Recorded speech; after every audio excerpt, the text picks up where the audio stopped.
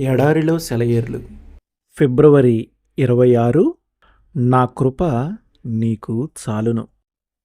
2 కొరింథీ 12:9. ఒకరోజు కష్టపడి పనిచేసి తిరిగి వెళ్తున్నాను. చాలా అలసటగా ఉంది. చాలా నీరసించిపోయి ఉన్నాను. హఠాత్తుగా మెరుపు మెరిసినట్టు ఈ వాక్యం నాకు తోచింది. నా కృప నీకు చాలును. ఇంటికి చేరి నా బైబిల్ తీసి చూశాను. నా కృప నీకు చాలును. నిజమే ప్రభు.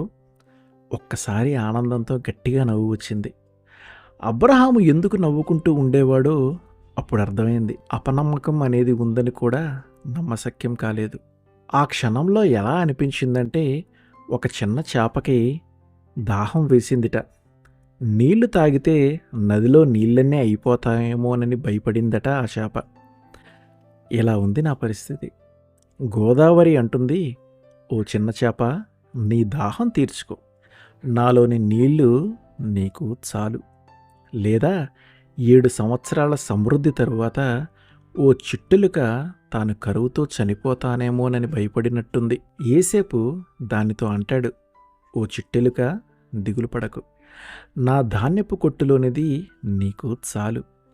ఇంకా ఆలోచిస్తే ఒక మనిషి పర్వతం మీద నిలబడి అనుకుంటున్నాడు, ప్రతిసారి నేను ఇంత గాలి పీల్చుకుంటున్నాను, వాతావరణంలోని ఆక్సిజన్ అంతా అయిపోతుందేమో. అయితే భూమి అంటుంది, ఓ మనిషి, నీ ఇష్టం వచ్చినంత గాలితో మీ ఊపిరితిత్తుల్ని నింపుకో, నా చుట్టూ ఆవరించి ఉన్న వాతావరణం నీకు సరిపోతుంది. ఓ సోదరులారా, నమ్మకం ఉంచండి. కొంచెం పాటి విశ్వాసం మీ హృదయాలను పరలోకానికి తీసుకువెళ్తుంది. గొప్ప విశ్వాసమైతే పరలోకాన్నే మీ హృదయాల్లోకి తీసుకువస్తుంది. ఘనకార్యాలు చేయించే గొప్ప కృప దేవునిది.